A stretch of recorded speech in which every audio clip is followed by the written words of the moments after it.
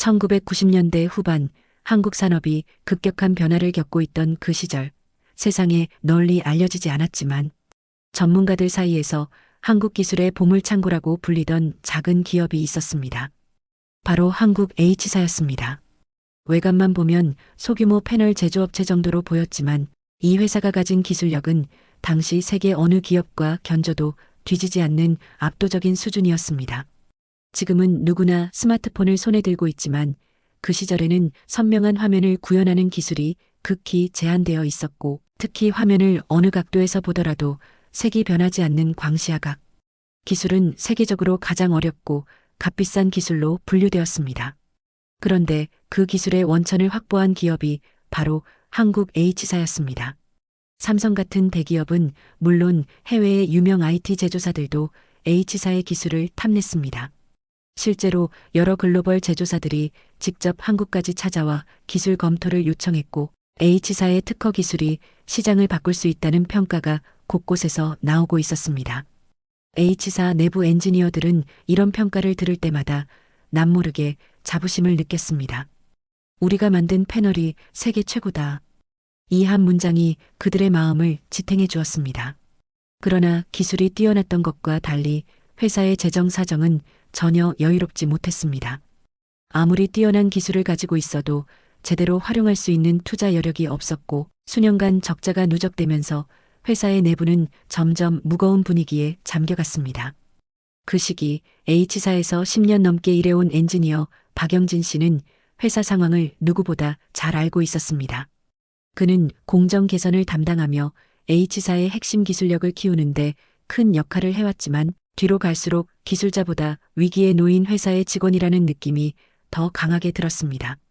우리가 가진 기술은 세계 정상급이었지만 그 기술을 사업으로 확장할 수 있는 기반은 너무 취약했습니다. 회사는 언제 자금줄이 끊길지 몰라 매일 위태로운 줄타기를 하는 느낌이었습니다. 박 씨의 말에는 그 시절의 긴장감이 그대로 남아 있었습니다. 그때 등장한 것이 중국 비사의 인수 제안이었습니다. 처음 비사는 H사에 매우 우호적인 태도로 다가왔습니다. 한국 내 추가 투자, R&D 센터 확장, 인력 보강, 장기적 협력. 지금 와서 보면 믿기 어려운 이야기지만 당시 H사의 경영진에게 그 제안은 너무나도 달콤하게 들렸습니다. 무엇보다 H사는 당장의 자금난을 해결할 대책이 필요했습니다. 경영진은 중국 비사의 투자를 받아야 한다는 쪽으로 빠르게 의견이 기울었고, 엔지니어들은 묵묵히 그 과정을 지켜볼 수밖에 없었습니다. 박영진 씨는 인수 발표 날을 아직도 기억합니다. 회사 로비는 묘한 공기가 감돌았습니다. 경영진은 드디어 회사가 다시 살 길을 찾았다고 말하며 밝은 표정을 지었지만, 기술자들은 서로를 바라보며 말없이 고개를 끄덕였을 뿐입니다. 누구도 크게 반대 의사를 내지 않았지만 모두가 어딘가 설명할 수 없는 불안을 느끼고 있었기 때문입니다. 겉으로는 환영 분위기였지만 기술자들 사이에서는 이게 정말 좋은 선택일까 하는 의문이 점점 커지고 있었습니다. 인수 발표가 나고 며칠 지나지 않아 중국 비사 직원들이 본격적으로 H사를 오가기 시작했습니다. 그들은 생산 라인과 공장 시설을 둘러보는 것보다 먼저 서버 구조와 전산망부터 확인했습니다. 서버 통합을 통해 양사 정보 체계를 효율적으로 관리하겠다는 설명이 뒤따랐지만, 그 말을 들은 순간 박 씨는 마음 한구석이 서늘해지는 것을 느꼈습니다. 서버 통합은 단순한 작업이 아니라 회사의 모든 기술, 자료와 특허, 문서가 자동으로 외부와 연결되는 통로가 만들어진다는 의미였기 때문이었습니다. 그는 상사에게 조심스럽게 우려를 전했지만 돌아온 답은 간단했습니다. 과도한 걱정입니다. 우리가 믿고 가야죠. 하지만 기술자들은 알고 있었습니다. 기술을 지키는 데 있어 과도한 걱정이라는 말은 존재하지 않는다는 것을. 그날 이후 H사에서는 기술 문서 요청, 설계도 검토 요청 등이 하루가 멀다 하고 중국 비사로부터 쏟아졌습니다. 아직은 협력이라는 이름을 하고 있었지만 엔지니어들은 알 수 있었습니다. 회사가 가진 가장 귀중한 것들이 조금씩 회사 밖으로 흘러나가고 있다는 사실을. H사의 새로운 시작이라고 믿었던 그날. 사실은 H사가 역사 속으로 사라지기 위한 첫 번째 균열이 조용히 시작되는 순간이었습니다. 기술자들은 그날을 잊을 수 없었습니다. 아무도 소리치지 않았지만 모두가 가슴 깊은 곳에서 같은 불안을 느끼고 있었기 때문입니다. 중국 비사의 인수가 본격적으로 시작되면서 한국 H사 내부에서는 겉으로 보기에는 큰 변화가 없는 듯 했지만 기술자들의 눈에는 하나하나가 매우 불길한 신호처럼 느껴지는 작은 변화들이 빠르게 나타나기 시작했습니다. 처음에는 단순한 절차라고 생각했습니다. 비사 직원들이 공장을 둘러보고 생산 라인을 확인하고 양사회의가 잦아지는 것 정도는 큰 문제처럼 보이지 않을 수 있었습니다. 하지만 시간이 조금씩 흐르면서 그들의 관심이 공장의 설비나 운영보다 기술, 문서와 전산망에 더 집중되고 있다는 사실이 뚜렷하게 드러나기 시작했습니다. 인수 후 약 반년이 지난 어느 날 H사의 전산팀에는 전 직원이 예상하지 못한 공지가 내려왔습니다. 전사 서버를 중국 비사본사 서버와 통합한다. 불과 한 줄 남짓한 문장이었지만 그것이 의미하는 바는 결코 가볍지 않았습니다. 서버 통합은 단순한 파일 이동이 아니라 H사가 수십 년 동안 쌓아온 기술 자료가 한순간에 외부와 직접 연결되는 구조를 의미했습니다. 4,000건이 넘는 설계도, 수백 개의 공정 매뉴얼, 200건 이상 등록된 특허 파일까지 그 모든 것이 관리 효율화라는 이름으로 비사의 서버와 실시간으로 연결되는 순간을 뜻했습니다.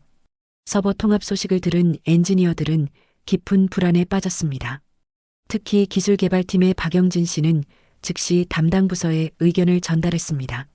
이건 협력 범위를 넘어섭니다. 기술 문서가 그대로 넘어가게 됩니다. 그러나 돌아온 답은 걱정이 과합니다. 글로벌 기업 사이에서는 흔한 절차입니다라는 말뿐이었습니다. 그는 그 말을 들으면서도 단 한순간도 마음이 놓이지 않았습니다. 실제로 서버 연결 작업이 시작되자마자 비사로부터 추가 자료 요청이 빗발쳤기 때문입니다. 처음에는 공정 이해를 위한 참고 자료가 필요하다는 말로 일부 문서 요청이 오더니 어느 순간부터는 요구 범위가 점점 커지기 시작했습니다. FFS 기술의 핵심 알고리즘, 셀 구조 설계도, 원본 파일, 공정, 제험 매뉴얼까지 요구사항이 날마다 늘어났습니다.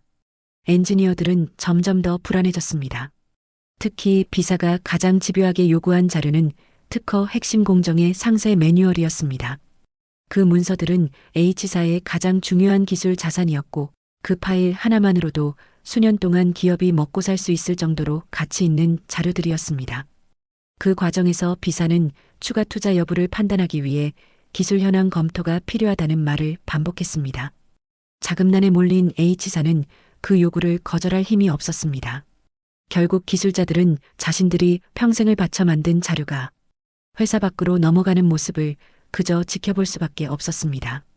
그 문서들이 서버를 통해 넘어가는 걸 보는 순간 마음이 무너졌습니다. 그것은 단순한 파일이 아니라 우리의 삶이었고 우리의 손으로 만든 미래였습니다. 박영진 씨는 그 시기를 이렇게 회상했습니다. 더 큰 충격은 곧이어 벌어진 엔지니어 파견이었습니다. H사의 핵심 기술자들이 차례차례 중국 공장으로 이동하게 된 것입니다. 명목상 이유는 공정 안정화 지원이었지만 실제 목적은 H사의 기술을 그대로 중국에서 재현하기 위한 단계였습니다. 박영진 씨는 한 달간의 중국 파견을 마치고 돌아와 이렇게 말했습니다. 우리는 협력을 하러 간 것이 아니라 사실상 그들의 생산 라인을 만들어주고 온 것이었습니다. 그 라인이 완성되는 순간 우리가 가진 기술의 절반 이상이 이미 넘어간 것이나 다름없었습니다. 그런데 기술 이전이 빠르게 진행되면서 이상한 일이 발생했습니다. 비사가 공급하던 핵심 부품이 어느 순간부터 한국 H사에는 들어오지 않았습니다. 비사는 공급 조절이라는 표현을 썼지만 현장에서는 그것이 H사 생산 라인을 점점 마비시키는 조치라는 걸 알고 있었습니다. 한국 공장은 점점 생산 효율을 잃어갔고 반대로 중국 공장에서는 H사가 만든 기술 기반의 생산 라인이 정상 가동되기 시작했습니다. H사의 엔지니어들은 그 상황을 두 눈으로 보면서도 그 어떤 대응도 할 수 없었습니다. 엔지니어들 사이에서는 이미 공장 폐쇄 가능성이 조심스럽게 오르내리기 시작했습니다. 기술이 다 넘어가면 남은 건 껍데기뿐이다라는 말이 공장 내부를 무겁게 울렸습니다. 그리고 결국 하루는 모두의 예감이 현실이 되는 소식이 들려왔습니다. 한국 공장의 구조적 적자가 커지고 있어 장기적 유지가 어렵다. 운영 축소와 사업 철수를 검토 중이다. 그 말을 듣는 순간 공장 안은 깊은 정적이 흘렀습니다. 아무도 울지도 소리치지도 않았지만 누구보다 기술자들이 먼저 느꼈습니다. 아, 이 회사는 이제 끝이구나. 그들은 알고 있었습니다. H사가 무너지는 과정은 단순한 경영 부진이 아니라 기술을 잃어버린 기업이 맞이할 수밖에 없는 마지막 그림이라는 것을. 한국 H사의 상황이 걷잡을 수 없이 흔들리기 시작한 것은 공장 폐쇄 가능성이 공식적으로 언급된 그날 이후부터였습니다. 하지만 엔지니어들은 이미 오래전부터 알고 있었습니다. 기술과 인력이 대부분 중국 비사로 빠져나간 순간 한국 공장은 더 이상 생산 기지가 아니라 비사가 필요할 때까지 남겨둔 빈 껍데기에 불과하다는 사실을 말입니다. 그럼에도 기술자들은 끝까지 희망을 놓지 않으려 했습니다. 혹시나 비사가 약속했던 R&D 기관 확대나 한국 내 추가 투자가 뒤늦게라도 이뤄져 회생의 길이 열릴 수 있다는 기대도 일부 남아 있었기 때문입니다. 하지만 그 기대는 너무도 허무하게 무너졌습니다. 비사는 한국 공장의 상황이 수익성이 없다는 보고서를 반복적으로 제출하며 투자 계획을 한 걸음씩 뒤로 미뤄갔습니다. 그러는 동안 중국 공장의 생산 라인은 완전히 안정화됐습니다. 놀라운 속도로 H사의 기술 기반 시스템이 중국에서 정상 가동되기 시작했습니다. 사실 그 시점부터 이미 누구나 알 수 있었습니다. 비사는 H사의 기술을 확보하는 데 성공한 순간부터 한국 공장을 살릴 이유가 단 하나도 남지 않았다는 것을. 그들에게 한국 H사는 기술의 출발점이었지만 미래 생산 거점은 아니었습니다. 공장 내부의 분위기는 이전과는 완전히 달라졌습니다. 생산 라인 곳곳에서는 가동 속도가 줄어들었고 일부 장비는 부품 공급이 끊겨 멈춘 채 방치돼 있었습니다. 현장 기술자들은 그 모습을 보며 복잡한 감정에 빠졌습니다. 정말 이렇게 끝나는 건가? 우리가 만든 기술이 이렇게 사라지는 건가? 기술자들은 누구보다 회사에 대한 애착이 컸고 평생을 바쳐온 기술의 종말을 눈앞에서 보고 있다는 사실이 너무나 고통스러웠습니다. 그 중에서도 박영진 씨는 가장 괴로워했던 엔지니어 중 한 명이었습니다. 그는 수년간 FFS 기술 개발의 핵심을 맡아 온 사람 중 하나였고 자신이 직접 만들었던 설계도와 공정 매뉴얼이 어느 순간 이미 중국으로 넘어가 있다는 것을 알고 있었습니다. 그는 매일 퇴근길마다 공장 철문을 바라보며 조용히 중얼거렸습니다. 이게 정말 우리가 만들던 회사가 맞는 걸까?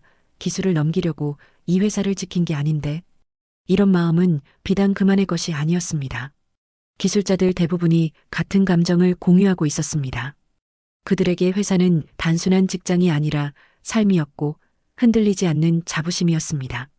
결정적인 사건은 어느 겨울날 일어났습니다.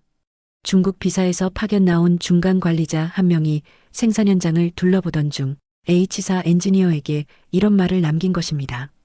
이제 한국 공장은 굳이 확장할 필요가 없습니다. 여기서는 더 이상 투자 대비 효율을 기대하기 어렵습니다. 중국 공장에서 충분합니다. 그 말은 단순한 의견이 아니었습니다. 비사가 공식적으로 H사 공장을 정리할 의도를 내비친 첫 번째 신호였습니다. 그 말을 들은 엔지니어들은 서로 눈을 마주치고도 말문을 열지 못했습니다. 누구도 인정하고 싶지 않았지만 다들 알고 있었습니다. 한국 H사의 종말이 눈앞에 와 있다는 사실을. 며칠 뒤 H사의 공식 문서가 전달되었습니다. 한국 공장의 장기 손실 구조로 인해 추가 투자 계획을 철회하고 구조 조정을 검토한다. 이 문장은 회사 내부에 폭발적인 충격을 가져왔습니다. 식당에서는 점심을 먹던 직원들이 조용히 수저를 내려놓았고 회의실에서는 누군가는 책상에 고개를 묻고 울음을 삼켰습니다. 엔지니어들은 서로의 어깨를 토닥이며 끝까지 버텨보자라고 말했지만 모두가 속으로 알고 있었습니다. 이미 기술은 넘어갔고 공장을 살릴 이유는 사라졌다는 것을. 특히 가장 마음이 아팠던 것은 노조회의에서 나온 한 기술자의 말이었습니다. 우리가 만든 기술을 지키지 못했습니다. 기술만 넘어간 게 아니라 우리의 손과 노력까지 뺏긴 겁니다. 그 한마디는 회의실을 깊은 침묵으로 뒤덮었습니다. 누구보다 기술자들이 회사를 위해 헌신했고 그들은 기술이 회사의 미래를 지탱할 거라 굳게 믿어왔습니다. 그러나 그 기술을 제대로 보호할 법적 장치도 정부의 안전망도 없었습니다. 회사가 자금난에 몰리자 외국 기업의 약속만 믿고 모든 것을 넘겨준 것 외에는 선택지가 없었습니다. 뒤늦게 정부도 사태의 심각성을 인지하고 상황을 파악했지만 그때는 이미 H사의 핵심 기술이 대부분 중국으로 이전된 뒤였습니다. 회사를 살리기 위해 지원할 방법도 마땅치 않았습니다. 결국 한국 H사는 기술을 가진 기업이 아니라 기술을 잃은 기업이 되고 말았습니다. 그리고 어느 날 한국 H사는 직원들에게 마지막 공지를 보내게 됩니다. 한국 공장은 청산 절차에 들어갑니다. 기술자들은 큰 소리로 울지 않았지만 모두가 같은 생각을 했습니다. 우리가 지켜야 했던 건 기술이 아니라 나라의 미래였구나. 그 깨달음은 너무 늦게 찾아왔습니다. 그리고 그 순간부터 H사는 한국기술산업사에서 가장 뼈아픈 이름으로 남게 됩니다. 한국 H사가 청산 초읽기에 들어가던 그 시점, 공장 안에서는 기술자들과 직원들이 마지막 희망을 버리지 않고 버티려는 움직임이 곳곳에서 보였습니다. 일부 기술자는 혹시라도 정부가 나서서 전략기술 보호 조치를 취해줄 수 있지 않을까라는 마지막 기대를 품었고, 노조와 회사 측은 여러 경로를 통해 구제 방안을 알아보고자 발버둥을 쳤습니다. 하지만 현실은 냉혹했습니다. 수년간 이어진 재정난, 중국 비사에 넘어간 기술 자산, 생명력을 잃어버린 생산 라인. 어느 것 하나 H사를 되살릴 수 있을 만큼 남아있지 않았습니다. 마치 텅 빈 몸을 억지로 움직이려는 것처럼 회사의 생명력은 이미 대부분 빠져나간 상태였습니다. 그럼에도 기술자들은 마지막까지 기계를 돌렸습니다. 공장 한편에서는 패널 테스트 장비가 여전히 돌아가는 소리가 들렸고, 엔지니어들은 매뉴얼을 품에 끼고 공정 오류를 점검하러 다녔습니다. 하지만 그들은 알고 있었습니다. 자신들의 일은 더 이상 미래를 위한 작업이 아니라 정리 직전까지 지켜야 하는 최소한의 역할이라는 사실을요. 그럼에도 그렇게 하루하루 일을 이어가는 이유는 단 하나였습니다. 내가 손을 뗀 순간 이 회사는 정말 끝이 난다. 그 마음 하나가 기술자들을 책상 앞으로, 기계 앞자리로 이끌었습니다. 그러던 중 한 가지 사건이 H사 내부를 다시 뒤흔들었습니다. 비사 본사에서 한국에 전달된 문서 중 한국 공장의 청산 조건과 자산 처리 방식이 포함되어 있다는 사실이 알려진 것입니다. 즉, 한국 공장을 매각하거나 철거하는 절차가 이미 중국 비사 내부에서 검토되고 있었다는 뜻이었습니다. 문제는 그 문서의 내용보다도 그 문서를 H사 직원들이 공식 발표보다 먼저 외부 경로를 통해 접하게 되었다는 점이었습니다. 그것은 한국 공장이 이미 스스로 결정할 수 있는 존재가 아니라는 의미와 같았습니다. 이 사실이 직원들 사이에 퍼지자 공장 전체가 한동안 적막해졌습니다. 모두가 알고 있었지만 인정하고 싶지 않았던 진실이 결국 눈앞에서 드러난 것입니다. 가장 마음이 찢어졌던 것은 기술자들끼리 모여 나눈 작은 회의였습니다. 우리가 지난 세월 만들어온 기술이 중국에서 다시 태어나 세계 시장으로 나가고 있습니다.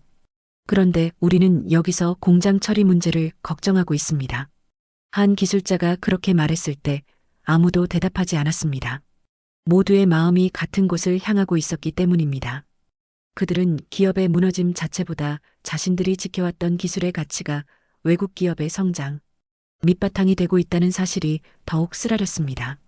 마치 자식처럼 키운 기술을 남에게 빼앗기고도 아무 말도 할 수 없는 심정이었습니다. H사 청산 소식이 산업계에 퍼지자 밖에서도 충격과 분노가 일어났습니다. 중소기업들이 모여있는 여러 온라인 커뮤니티에서는 핵심 기술이 이렇게 쉽게 넘어갈 수 있느냐는 비판이 이어졌고, 기술자 출신 직장인들은 앞으로 이런 일이 반복되지 않도록 법적 장치가 반드시 필요하다는 목소리를 높였습니다. 하지만 안타깝게도 H사의 붕괴는 이미 되돌릴 수 없는 상태였습니다. 마치 오랜 시간 방치된 건물이 한 번의 큰 바람에도 무너지는 것처럼 그들의 기술은 이미 타국의 시스템 속에서 자리를 잡고 있었고, 한국의 H사는 더 이상 기술적 기반을 지킬 힘이 남아있지 않았습니다. 그럼에도 H사 직원들은 마지막까지 자리를 지켰습니다. 백오피스 직원들은 남은 문서를 정리했고, 엔지니어들은 중요한 장비의 번호를 부여하며 하나씩 폐기 또는 매각 준비를 했습니다. 박영진 씨는 그 작업을 하며 몇 번이고 손을 멈추었습니다. 이 장비들 하나하나가 우리 기술의 역사인데 이렇게 사라지는 게 맞는 걸까? 그는 장비 표면을 손으로 쓸어내며 마치 오래된 벗을 떠나보내는 듯한 표정을 지었습니다. 그 모습은 주변 직원들도 쉽게 잊지 못하는 장면이었습니다. 그러던 어느 날 마침내 회사에 공식적인 공지가 내려왔습니다. 한국 H사는 전면 청산 절차를 시작한다. 회사는 더 이상 버틸 방법이 없었고 청산은 선택이 아니라 그냥 받아들여야 하는 현실이었습니다. 그 공지를 들은 직원들은 서로 얼굴을 바라보며 말없이 고개를 끄덕였고 일부는 조용히 자리에서 일어나 공장 벽에 손을 대고 깊게 숨을 내쉬었습니다. 그들은 기술자였지만 동시에 이 회사를 지켜온 마지막 증인이었고 이곳에서 흘린 땀과 시간의 무게를 누구보다 잘 알고 있었습니다. 이렇게 한국 H사는 산업계의 중심에서 조용히 사라졌습니다. 화려한 광고도 대대적인 발표도 없었지만 그들의 마지막은 한국 기술 역사에서 가장 무겁고 뼈아픈 장면으로 남았습니다. 기술을 지키려 했던 사람들, 기회를 믿었던 경영진, 아무것도 막지 못했던 제도, 모든 것이 얽혀 만들어진 이 비극은 한국 산업계를 향해 분명한 질문 하나를 남기고 있었습니다. 앞으로 같은 일이 벌어지지 않도록 우리는 무엇을 지켜야 하는가? 한국 H사의 청산 공지가 내려진 이후 회사 내부는 마치 시간이 멈춘 듯한 분위기였습니다. 그러나 역설적이게도 그 시점부터 H사 기술자들의 가장 치열한 날들이 시작되었습니다. 회사는 청산 절차에 들어갔지만 남아있는 장비와 기술 문서, 특허 자료 등을 하나하나 정리하고 평가해야 했기 때문입니다.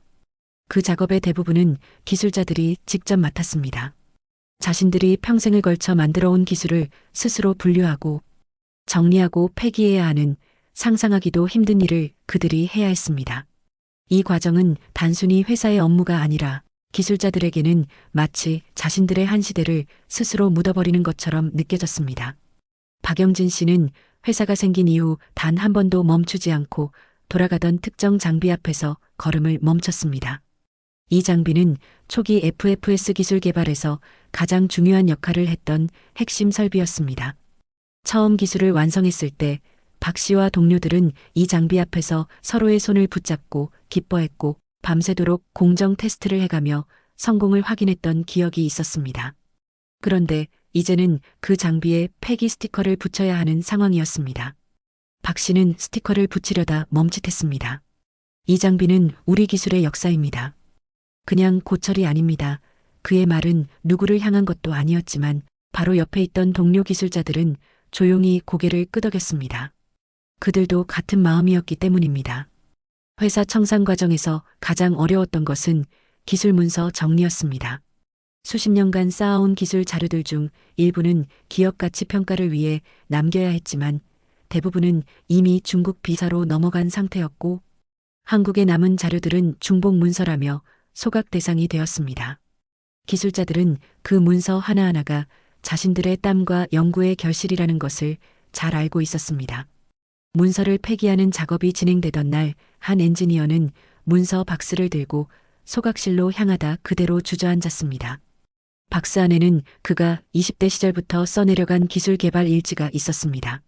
이걸 불태우라니 이건 회사 자산 이전의 내 삶이었습니다. 동료들은 그를 묵묵히 바라보며 아무 말도 하지 않았습니다.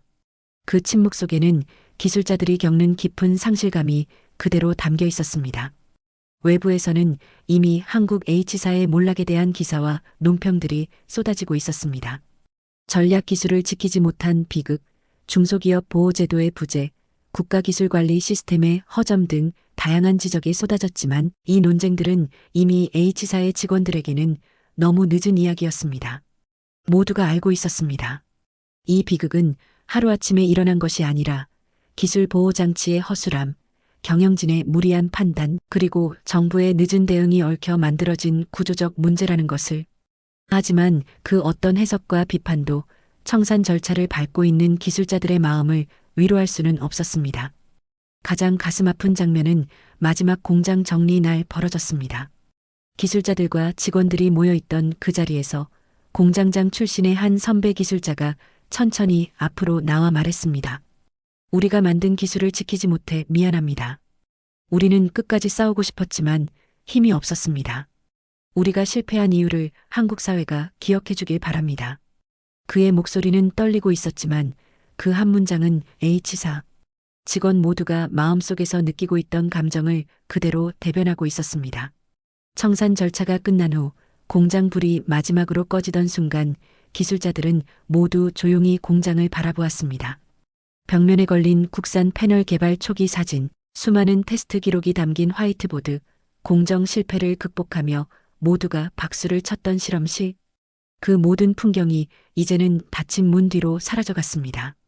그날 공장 밖을 나온 기술자들은 아무 말도 하지 않았지만 모두가 같은 생각을 하고 있었습니다. 우리가 만든 기술은 사라지지 않았다. 다만 우리가 지키지 못했을 뿐이다. 그리고 바로 그날 이후 한국 산업계는 뒤늦게 이 사건의 무게를 받아들이기 시작했습니다. 국가 전략 기술을 보호하기 위한 법이 필요하다는 목소리가 높아졌고 해외 기업의 인수 검증을 강화해야 한다는 논의가 시작되었습니다. 한국 H사는 사라졌지만 그들의 희생은 한국 산업계 전체에 큰 질문을 던졌습니다. 다음 기술은 반드시 지켜낼 수 있는가? 한국 H사가 문을 닫은 뒤 그 여파는 회사 담장을 넘어 한국 산업계 전반에 걸쳐 천천히 그러나 깊게 번져나갔습니다. 기술자들은 흩어졌고 일부는 다른 기업으로 이직했지만 마음속에 남은 상처는 쉽게 사라지지 않았습니다. 특히 기술 개발에 수십 년을 바친 엔지니어들일수록 상실감은 더 컸습니다. 그들은 단순히 직장을 잃은 것이 아니라 평생을 바쳐 지켜온 기술의 마지막 순간을 지켜본 사람들이었기 때문입니다. 시간이 지나도 누구 하나 쉽게 입을 열지 못했고 그들의 마음속에는 우리가 무엇을 잘못했을까라는 질문이 계속 남아 있었습니다. 박영진 씨는 청산 이후에도 한동안 공장 근처를 지나는 버릇을 버리지 못했습니다. 그는 언제나 그랬듯 출근 시간에 맞춰 길을 걸었고 허물어진 공장 벽을 바라보며 조용히 숨을 내쉬었습니다. 이곳은 단순한 회사가 아니었습니다. 대한민국의 기술이 태어난 자리였습니다. 그 말은 그저 한 개인의 감정이 아니라 기술자들 모두의 공통된 심정이었습니다. 일부는 청산 이후 심리 상담을 받기도 했습니다. 기술자에게 기술은 직업을 넘어 정체성의 일부였고 이를 잃는다는 것은 삶의 한 조각이 떨어져 나가는 일과 같았기 때문입니다. 그러던 어느 날 산업계에서 H사의 이야기가 다시 주목받는 계기가 찾아왔습니다. 중국 B사가 H사의 기술을 흡수한 뒤 단기간에 세계 디스플레이 시장에서 급속도로 성장하며 여러 글로벌 기업의 핵심 공급자로 떠오른 것입니다. 삼성이나 해외 제조사들이 B사 제품을 사용한다는 소식이 국내에 알려지자 사람들은 그 기술의 출발점이 어디였는가를 다시 떠올리기 시작했습니다. H사의 기술을 직접 개발했던 기술자들은 그 소식을 들을 때마다 묵직한 감정이 가슴 깊이 올라왔습니다. 우리가 만든 기술이 저곳에서 빛을 내고 있구나 하지만 우리는 그 어떤 보상도 받지 못했지. 그 말은 승리도 패배도 아닌 설명하기 어려운 감정의 혼합이었습니다. H사 사건은 산업계를 넘어 정치권과 학계에서도 논쟁이 되었습니다. 해외 기업의 인수합병을 감시하는 제도가 너무 허술했다는 지적이 계속 나왔고 핵심 기술을 외국 기업에 넘길 때 국가 차원의 보호 장치가 필요하다는 주장도 커졌습니다. 경제 전문가들이 분석한 결과 H사의 몰락은 단순한 M&A 실패가 아니라 국가기술보호 체계 전반의 허점에서 비롯된 구조적인 문제였습니다. 당시에는 기술 유출에 대한 법적 규제도 사실상 거의 없었고 외국 기업이 인수한 뒤 기술이 해외로 이동해도 이를 막거나 제한할 수 있는 조항이 없었습니다. 결국 H사는 모든 것을 잃어버린 채 사라졌고 그 과정에서 아무도 책임을 지지 않는 결과가 남았습니다. 이 사건이 널리 알려지면서 많은 대학과 연구기관에서는 H사를 교재로 다루기 시작했습니다. 기술을 지키지 못하면 기업도 국가도 무너진다는 메시지를 전달하기 위한 대표 사례가 되었기 때문입니다. 강의실에서는 학생들이 H사가 어떤 기술을 보유했는지, 그 기술이 어떻게 해외로 빠져나갔는지, 그리고 그 과정에서 어떤 제도적 공백이 존재했는지를 배우기 시작했습니다. 교수들은 학생들에게 이렇게 말했습니다. 기술은 단순한 자산이 아니라 국가의 기반입니다. 기술 한 번의 유출이 얼마나 치명적인지를 H사가 보여주었습니다. 무엇보다 H사의 기술자들이 느낀 감정은 시간이 지나며 한 가지 다른 방향으로 바뀌기 시작했습니다. 처음에는 상실과 분노가 컸지만 시간이 흐르면서 그 감정은 다시는 이런 일이 반복되지 않도록 해야 한다는 강한 사명감으로 변했습니다. 실제로 일부 기술자들은 이후 다른 중소기업으로 옮겨 기술보호 체계를 구축하는 일을 하기도 했고, 정부 자문을 맡아 기술 유출 방지 시스템을 정비하는 데 참여하기도 했습니다. 박영진 씨도 그중 한 명이었습니다. 그는 H사 기술자 경험을 기반으로 기술 보호 관련 강연을 다니며 여러 기업과 기관에 이런 메시지를 남겼습니다. 기술은 누가 만들었느냐보다 누가 지켰느냐가 더 중요합니다. 우리는 기술을 만들었지만 지키지 못했습니다. 다음 세대는 같은 실수를 반복하지 않기를 바랍니다. H사 사건이 남긴 교훈은 단순하지 않았습니다. 기술보호제도의 부재, 위기 앞에서 흔들린 경영진의 선택, 그리고 국가 차원의 감시 부족까지 모든 요소가 맞물려 만들어낸 비극이었습니다. 하지만 그 중에서도 가장 깊은 교훈은 기술자들의 가슴에 남아 있었습니다. 기술은 종이 몇 장의 특허가 아니라 한 나라의 미래다. 그 문장은 청산 이후에도 기술자들을 지탱해준 유일한 힘이었습니다. 한국 H사는 사라졌지만 그들이 남긴 흔적은 한국 산업계 전체를 뒤흔들어 새로운 제도와 새로운 인식을 만드는 계기가 되었습니다. 그리고 그 변화는 한국이 향후 어떤 기술을 어떻게 지켜야 하는지를 다시 묻는 출발점이 되었습니다. H사의 희생은 결코 헛되지 않았습니다. 그들은 사라졌지만 그들이 남긴 교훈은 한국 기술사의 중요한 이정표가 되었습니다. 한국 H사 청산 이후 몇 달이 지나자 이 사건은 단순한 기업 몰락이 아닌 한국 산업 구조 전체를 뒤흔드는 문제로 확산되기 시작했습니다. 언론에서는 왜 이런 일이 반복되도록 방치했는가라는 질문을 던졌고, 산업계 전문가들은 H사 사태를 하나의 상징처럼 다루기 시작했습니다. 회의 자료나 세미나 제목에는 H사 사례 분석, 국가기술 보호 실패의 전형이라는 문구가 붙었습니다. 그러나 기술자들이 보기에 그 어떤 분석도, 그 어떤 보고서도 이 사건의 본질을 온전히 설명할 수 없었습니다.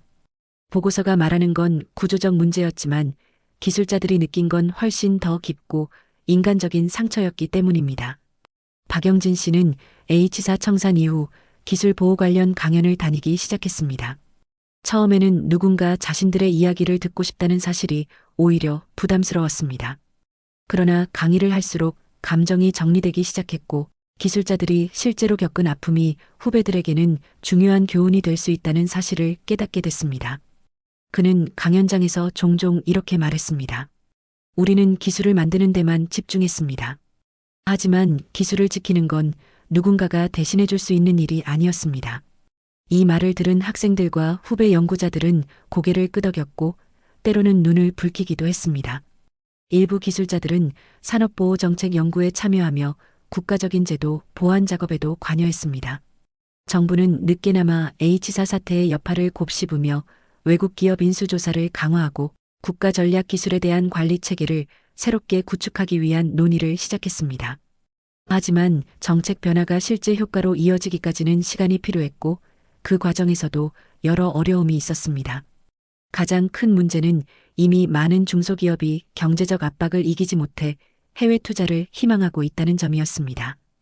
H사 사태를 겪고도 여전히 새로운 달콤한 제안이 국내 기업들에게 이어지고 있었기 때문입니다. H사 기술자들은 후배들에게 위험한 제안을 구별할 수 있는 눈이 필요하다고 강조했습니다.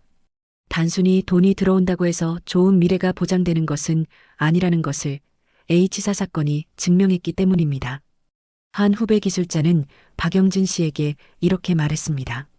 선배님 이야기를 듣고 나서 처음으로 깨달았습니다. 기술자도 경영과 제도에 대한 감각이 필요하다는 걸요. 그는 그 말을 들으며 깊은 안도감을 느꼈습니다. 우리가 실패한 이유는 기술 때문이 아니라 기술만 보았기 때문이었습니다라는 그의 오래된 생각이 비로소 받아들여지고 있는 것 같았기 때문입니다. 이 시기 박영진 씨는 H사 시절 함께 일했던 동료들을 자주 만났습니다. 어느 날 저녁 몇 명의 엔지니어가 작은 식당에 모여 당시 상황을 회상하던 중 한 기술자가 조용히 말을 꺼냈습니다. 사실 난 H사가 무너졌을 때 내 잘못이라고 생각했습니다.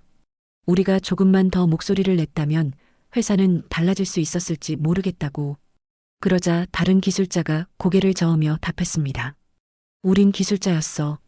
기술만으로 회사를 살릴 수는 없었지. 지켜주는 제도가 없었고 판단해야 할 사람들은 기술을 몰랐어. 그게 현실이었지. 그 대화를 들으며 박영진 씨는 깊은 한숨을 내쉬었습니다. 모두가 자신의 책임이라며 마음 한구석에 미묘한 죄책감을 안고 살아가고 있었던 것입니다. 그러나 그 죄책감은 그들이 잘못해서 생긴 것이 아니라 시스템이 기술자들을 지켜주지 못해 발생한 상처였습니다. 산업계에서는 시간이 지나면서 새로운 변화가 시작됐습니다. 일부 기업은 핵심 설계 자료를 외부 서버에 보관하지 않고 자체 개발한 보안 시스템으로 관리하기 시작했습니다. 연구소에서는 외부 협력사와의 기술 공유 절차를 강화하는 방안을 마련했습니다. 심지어 몇몇 기업은 H사 사례를 반면교사 삼자는 표현을 노골적으로 내세우며 기술 보호 교육을 정기적으로 진행했습니다. H사 기술자 중 일부는 이런 강의에서 초청받아 후배들에게 경험담을 들려주는 역할을 맡았습니다. 그 중에는 박영진 씨도 있었습니다. 그는 기술자들에게 늘 같은 말을 반복했습니다. 기술이 뛰어나면 언젠가 알아줄 거라고 생각하지 마십시오. 기술은 능력이 아니라 생명입니다. 지키는 사람이 없으면 언제든 빼앗기고 지키지 못하면 국가도 위험해집니다. 이 말을 들은 후배 기술자들은 깊은 침묵 속에서 그의 이야기를 받아들였습니다. 그들이 기술을 바라보는 시선이 달라지는 순간이었습니다. 한편 산업계 외부에서도 변화가 일어났습니다. 일반인들 사이에서도 H사 이야기가 퍼지며 우리 기술이 해외로 빠져나가는 것을 막아야 한다는 공감대가 형성되었습니다. 특히 젊은 세대는 H사 사례를 통해 기술이 단순한 기업, 자산을 넘어 국가 경쟁력의 핵심이라는 인식을 갖게 되었습니다. 이런 흐름은 기업과 사회 모두가 기술 보호의 중요성을 다시 한번 되새기게 했습니다. 시간이 흘러도 H사의 이름은 사라지지 않았습니다. 회사는 역사 속에서 사라졌지만 그들의 이야기는 한국 기술 보호, 정책 논의에서 반드시 언급되는 사례가 되었기 때문입니다. 그리고 무엇보다 H사 기술자들의 경험은 후배 세대에게 새로운 기준을 남겼습니다. 기술은 만들어지는 순간이 아니라 지켜지는 순간 가치가 완성된다. 한국 H사의 몰락은 단순한 실패가 아니었습니다. 그것은 한국 기술자들의 자존심, 산업계의 구조적 문제, 국가의 미래가 모두 얽혀 만들어낸 한 시대의 경고였습니다. 그리고 그 경고는 지금도 계속되고 있었습니다. 다음 기술은 반드시 지켜야 한다. 이것이 H사가 남긴 목소리였습니다. 한국 H사 사태가 사회 전반에 큰 충격을 남긴 지 몇 해가 흐르면서 이 사건은 단순히 한 기업의 비극으로만 기억되지 않았습니다. 오히려 시간이 지날수록 더 선명하게 떠오른 사실은 H사의 몰락이 한국 산업계 전체가 겪어야 했던 아픈 성장통이었다는 점이었습니다. 기술자들의 상처도 조금씩 아물었지만 그 상처가 남긴 흔적은 산업계 곳곳에서 새로운 움직임을 만들어내고 있었습니다. 많은 사람들이 더는 같은 상황이 반복되어서는 안 된다는 공감대를 형성했고 이 공감대는 제도 개선뿐 아니라 기술자들 스스로의 사고방식에도 변화를 가져왔습니다. 그중 가장 두드러진 변화는 기술 보호는 기술자의 책임이 아니다라는 인식이 자리 잡기 시작한 것입니다. 과거에는 기술자들이 기술만 잘 만들면 된다는 분위기가 강했습니다. 그러나 H사 사태 이후 기술자들 사이에서는 기술 보호 역시 자신의 일이라는 의식이 서서히 퍼졌습니다. 박영진 씨는 강연에서 후배들에게 자주 말했습니다. 기술은 여러분이 만든 순간부터 보호체계 안으로 들어가야 합니다. 기술이 유출될 환경에 놓인다면 아무리 뛰어나더라도 그 가치는 사라집니다. 이는 단순한 경고가 아니라 실제로 기술자들이 몸으로 겪은 경험에서 나온 깊은 깨달음이었습니다. 산업계에서는 H사 사건 이후 기술 보호 교육의 규모가 확대됐습니다. 과거에는 보안 교육이 형식적이었다면 이제는 기술 개발 단계부터 보안 절차가 필수로 자리 잡았습니다. 심지어 일부 기업은 핵심 설계 자료를 외부 서버에 아예 올리지 않는 방식으로 운영을 바꾸었습니다. 국가 차원에서도 기술 유출 방지를 위한 정책 연구가 활발해졌고 산업부와 여러 연구기관은 한국이 보유한 핵심 기술 목록을 정리해 보호 등급을 부여하는 작업을 진행했습니다. 이 모든 움직임은 결국 하나의 질문에서 시작되었습니다. 우리는 H사의 실수를 반복할 것인가? 한편 H사 출신 기술자들은 각자의 자리에서 새로운 역할을 맡아 살아가고 있었습니다. 일부는 다른 대기업에서 연구직으로 활동했고 또 일부는 후배 기술자들을 양성하는 교육자로 일했습니다. 특히 박영진 씨는 기술 보호 강화 정책 자문을 맡아 여러 기업을 찾아가 자신의 경험을 나누었습니다. 그는 기업 관계자들에게 이렇게 말했습니다. 기술은 단순히 돈이 되는 자원이 아닙니다. 한 나라가 세계 무대에서 살아남기 위해 가진 방패이자 심장입니다. 그 심장을 쉽게 내어주면 다시 회복할 방법이 없습니다. 그의 말은 묵직했고 많은 기업 관계자들은 그 자리에서 깊은 고개를 끄덕였습니다. 그와 함께 일했던 H사 기술자들도 새로운 목표를 세웠습니다. 그들은 자신들이 지키지 못했던 과거의 기술을 후회하는 대신 앞으로의 기술을 지키기 위한 방패가 되기로 결심했습니다. 특히 젊은 기술자들을 만날 때면 그들은 늘 같은 조언을 했습니다. 기술이 뛰어난 사람은 많지만 기술을 지키는 사람은 많지 않습니다. 진짜 중요한 건 기술자의 양심과 책임감입니다. 이 말은 후배들에게 강한 인상을 남겼습니다. 그들은 기술을 선물처럼 여겼고 선물을 지키는 마음가짐을 배워나가기 시작했습니다. 시간이 흐르면서 사회 전반에서도 H사를 다시 바라보는 시선이 달라졌습니다. 과거에는 단순히 기술을 빼앗긴 기업이라는 표현으로만 언급되었지만 점차 죽어서 한국을 깨운 기업이라는 평가도 등장했습니다. 만약 H사의 기술이 그렇게 허술하게 해외로 넘어가지 않았다면 한국이 기술 보호 체계의 문제를 이토록 빠르게 깨달을 수 있었을까? 그들은 무너졌지만 그 무너짐이 한국 산업계의 기준을 바로잡는 계기가 된 것입니다. 어느 날 박영진 씨는 강연을 마친 뒤 한 젊은 연구원이 조심스럽게 다가와 말했습니다. 선배님이 계셨던 그 시대가 있었기에 지금의 우리가 있습니다. 저는 절대 기술을 잃지 않겠습니다. 그 말은 박영진 씨의 마음을 깊이 울렸습니다. 그는 오래전 H사 청산 공지를 들으며 느꼈던 쓰라림이 조금은 치유되는 듯한 기분을 느꼈습니다. 이제야 정말로 H사가 남긴 흔적이 의미를 가지기 시작하는구나라는 생각이 들었습니다. 한국 H사라는 이름은 역사 속에서 사라졌지만 그들의 기술이 남긴 자취는 지금 이 순간에도 한국 기술자들의 정신 속에 살아 숨쉬고 있었습니다. 그들은 실패가 아니었습니다. 오히려 그들의 희생은 한국 산업계를 더 강하게 만들었고 대한민국이 앞으로 어떤 기술을 어떻게 지켜야 하는지를 온몸으로 가르쳐준 거대한 교훈이 되었습니다. 한국 H사의 마지막 문이 닫힌 뒤 그들의 흔적은 한국 산업계 구석구석에 조용하지만 강한 진동처럼 남아 있었습니다.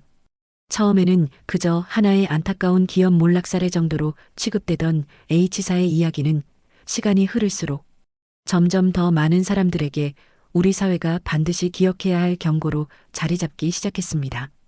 기술자들뿐만 아니라 경제학자, 정책 연구자, 심지어 학생들까지 H사의 사례를 분석하며 왜 그들의 기술을 지키지 못했는가라는 질문을 반복했습니다.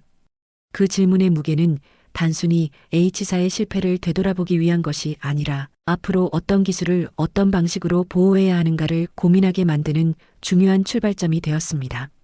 그 시기 박영진 씨는 자신이 겪은 이야기를 정리해 한 후배 기술자에게 이렇게 말했습니다. 우리는 기술 유출이 어떤 파국을 불러오는지를 몸으로 겪었어. 하지만 그게 끝이 아니야. 우리 경험이 누군가에게 방패가 된다면 우리는 실패한 게 아니라 길을 연 거지. 그 말은 단순한 위로가 아니라 실제로 한국 기술자들에게 큰 울림을 남겼습니다. 이후 젊은 기술자들의 모임에서는 자연스럽게 H사 이야기가 오르내렸고 그들은 연구 노트를 작성할 때조차 이 자료는 외부에 유출되면 안 된다는 경각심을 갖게 되었습니다. 기술을 만드는 사람들 스스로 책임감을 가지게 된 것은 H사 사태가 남긴 가장 큰 변화 중 하나였습니다. 또한 정부와 산업계에서는 H사 사태를 계기로 국가 전략 기술에 대한 보호 체계를 새롭게 정비했습니다. 외국 기업이 국내 기술 기업을 인수할 때 더 엄격한 심사가 이뤄지도록 제도가 강화되었고 기술 정보의 해외 이전을 감시하는 시스템도 도입되었습니다. 특히 국가 차원에서 몇몇 기술을 전략 보호 기술로 지정해 관리하는 방식이 논의되기 시작했습니다. 예전에 한국 사회는 기술을 개발하는 데만 관심을 기울였다면 이제는 그 기술을 보호하고 지키는 것도 필수라는 인식이 자리 잡아가고 있었습니다. 이 변화는 단순히 행정 절차의 개선을 넘어 국가의 기술, 생태계 전체가 다시 구조를 점검하는 계기가 되었습니다. 하지만 무엇보다 중요한 변화는 사람들 마음속에서 일어났습니다. H사가 남긴 교훈은 학교 교재에도 등장했고 산업계에서 교육 영상으로 제작되기도 했습니다. 유튜브나 커뮤니티에서 H사 이야기가 공유될 때마다 사람들은 안타까움과 함께 단단한 결심을 내비쳤습니다. 다음 세대는 반드시 기술을 지켜야 한다. 이런 메시지는 어느 순간 한국 사회 전체의 의지가 되어가고 있었습니다. 기술은 단순히 돈이 되는 자원이나 기업의 상품이 아니라 국가의 미래라는 인식이 더욱 강화된 것입니다. 박영진 씨는 어느 날 오랜만에 H사 공장이 있었던 자리를 찾았습니다. 공장은 철거되어 흔적조차 남지 않았지만 그 자리에 서 있는 것만으로도 많은 감정이 한꺼번에 밀려왔습니다. 그는 조용히 말했다고 합니다.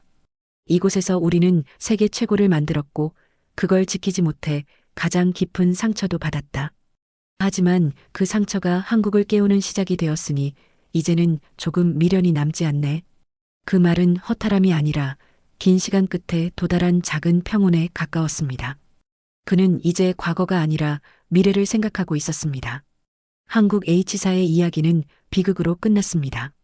그러나 그들의 사라짐은 한국 기술 생태계를 더 강하게 만들었고 기술자들에게는 평생 잊지 못할 책임감을 남겼습니다. 그리고 무엇보다 중요한 것은 H사의 희생이 한국 사회 전반에 이렇게 묵직한 메시지를 남겼다는 점입니다. 기술은 빼앗기면 끝이다. 기술은 만들어지는 순간보다 지켜지는 순간이 더 중요하다. 이 한 문장이 H사가 한국에 남긴 마지막 유산이었습니다. 그리고 오늘 한국 기업들은 더 단단해졌습니다. 기술자들은 더 치열해졌습니다. 한국 사회는 더 깨어났습니다. H사는 사라졌지만 그들이 남긴 목소리는 앞으로도 오랫동안 대한민국 기술의 기반을 지켜주는 힘이 될 것이었습니다.